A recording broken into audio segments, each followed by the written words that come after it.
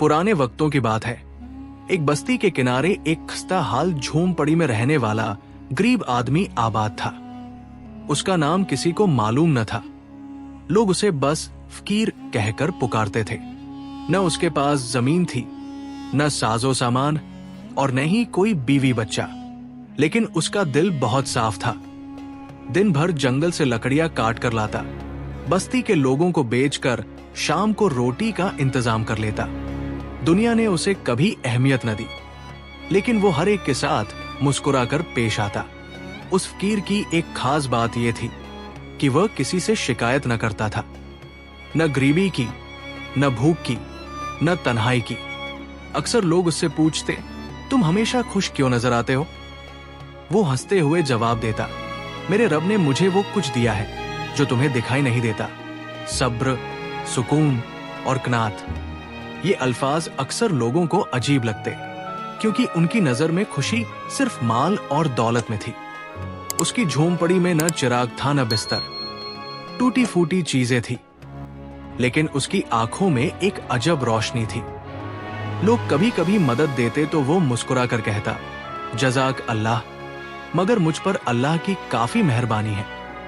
उसकी आजादी बस्ती के कुछ बुजुर्गों को बहुत भाती थी, मगर जवान नस्ल उसे हकीर जानती।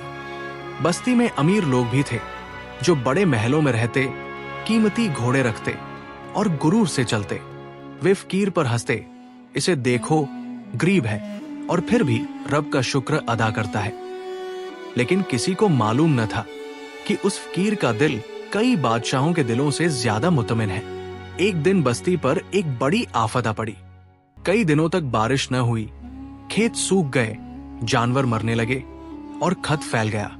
अमीर लोग जिनके पास सोना चांदी था, खुराक न होने की वजह से परेशान होने लगे। लोगों में लूटमार शुरू हो गई। हर तरफ खौफ और भूख का राज था। उसी बस्ती में जब खत ने शिद्दत इख्तियार की तो सब ने अपनी जमा पूंजी छुपानी शुरू कर दी। रिश्तेदार एक दूसरे को पहचानने से इनकार करने लगे। दोस्तों ने दरवाजे बंद कर लिए। अमीरों के खजाने बेफायदा हो चुके थे, क्योंकि रोटी बाजार में न थी। वो लोग जो कल तक गुरूर से चलते थे, आज झुकी आंखों के साथ मदद मांग रहे थे।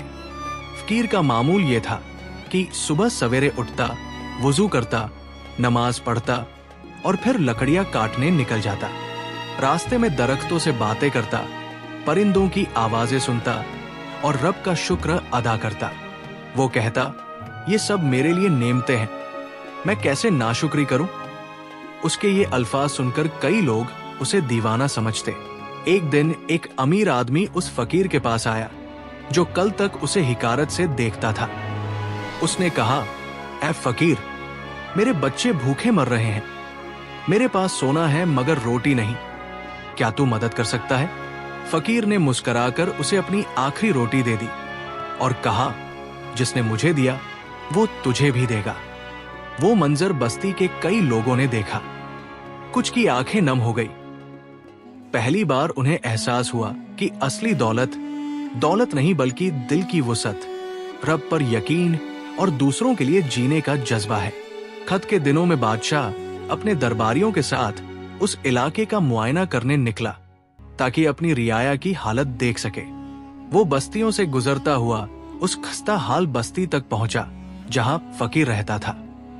हर तरफ खौफ, भूख और खामोशी तारी थी। लोग बादशाह को देखकर दौड़े, शिकायतें करने लगे, मगर बादशाह का दिल किसी की फरियाद से नरम न हुआ। वो सिर्फ हिफाजत के हुक्म देकर आगे बढ़ता रहा।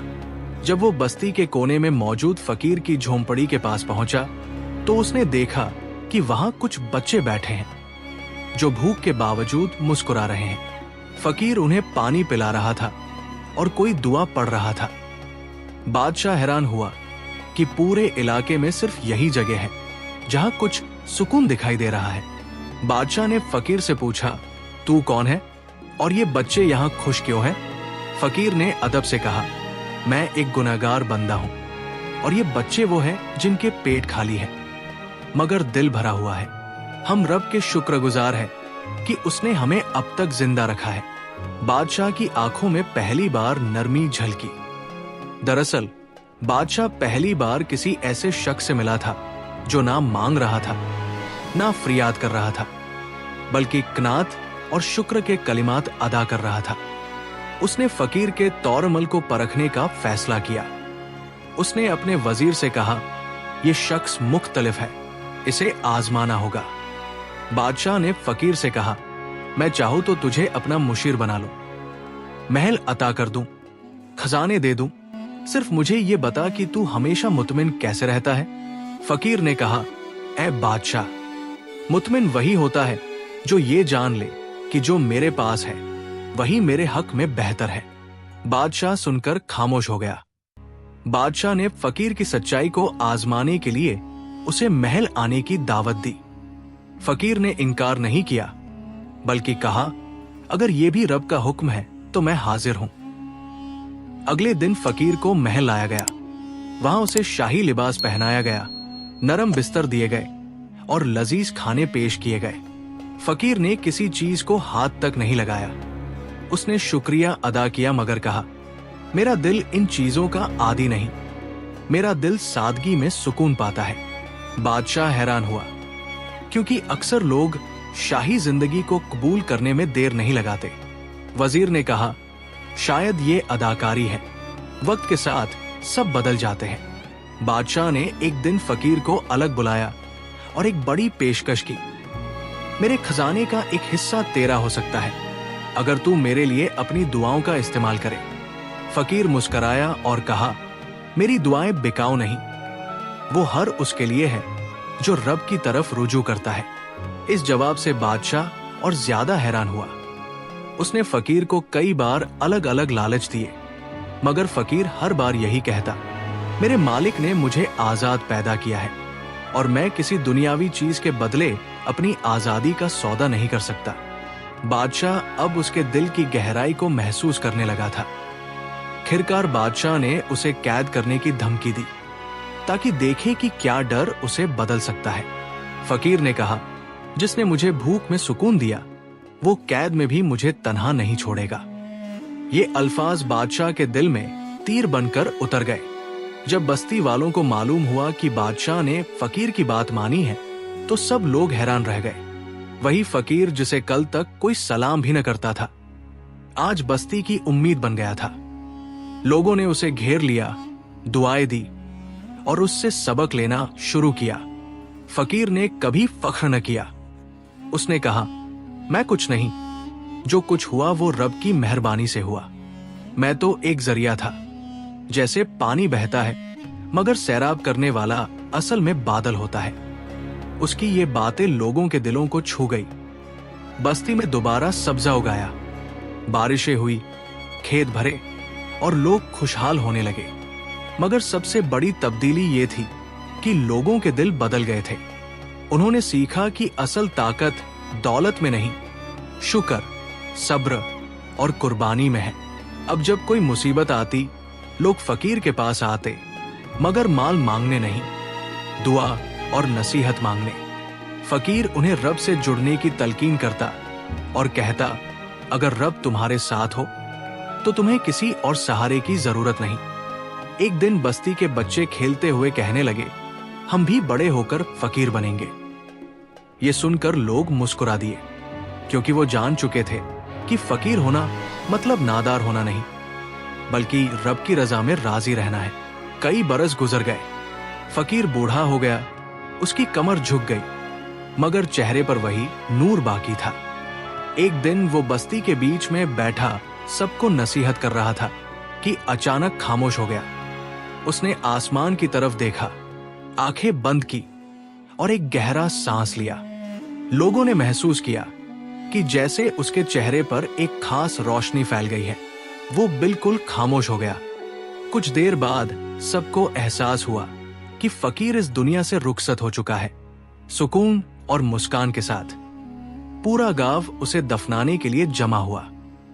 बादशाह खुद आया, उसके कदमों में बैठा और कहा, मैंने अपनी जिंदगी में बहुत कुछ देखा, मगर तुम जैसा शख्स न देखा जो सब कुछ देकर भी कभी खाली न हुआ। लोगों ने उसकी कब्र पर फूल चढ़ाए और दुआ की, ऐ रब, जिस तरह तूने इस फकीर के दिल को मुनव्वर किया, हमारे दिलों को भी वैसा ही बना दे। उसकी कब्र आज भी उस बस्ती के किनारे मौजूद है जहां कभी एक झोंपड़ी थी। उसकी जिंदगी लोगों के लिए एक दर्ज बन गई। सुकून का राज, कनात की ताकत और रब की रजा में खुशी, ये सब उसी एक फकीर की मिरास थी जो कुछ न रखते हुए भी सबसे अमीर था। ये किस्सा न सिर्फ एक शख्स का था बल्कि एक कौम की तब्दीली का आईना था। फकीर ने बगैर किसी ताकत के दिल बदल दिए और बगैर किसी तख्त के हुकूमत की। लोगों ने जाना कि हकीकी बादशाह वो होता है जो दिलों पर राज करे। बस्ती में अब हर जुमा को फकीर की बातें दोहराई जाती। बच्चे उसकी कहानियां सुनते और बुजुर्ग उसकी नसीहतें सुनाते। उसका किरदार सूफियाओं की तरह मकबूल हो गया और लोग उसे वली अल्लाह कहने लगे। दुनियावी फतूहात आर्जी होती है, मगर जो दिल जीते वो सदियों जिंदा रहते हैं। फकीर की आजिजी, कनात और रब से ताल्लुक ने उसे वो मुकाम दिया जो न सोने से मिलता है न ताज से। ये कहानी हमें सिखाती है कि शुक्र सबसे बड़ी दौलत है। देने वाला हाथ लेने वाले से अफजल है। रब की रजा में सुकून है, चाहे हालात जैसे भी हों। इज्जत वही दायम है जो इंसानियत की खिदमत से मिले। यही था गरीब आदमी का किस्सा जो हकीकत में सबसे बड़ा बादशाह था।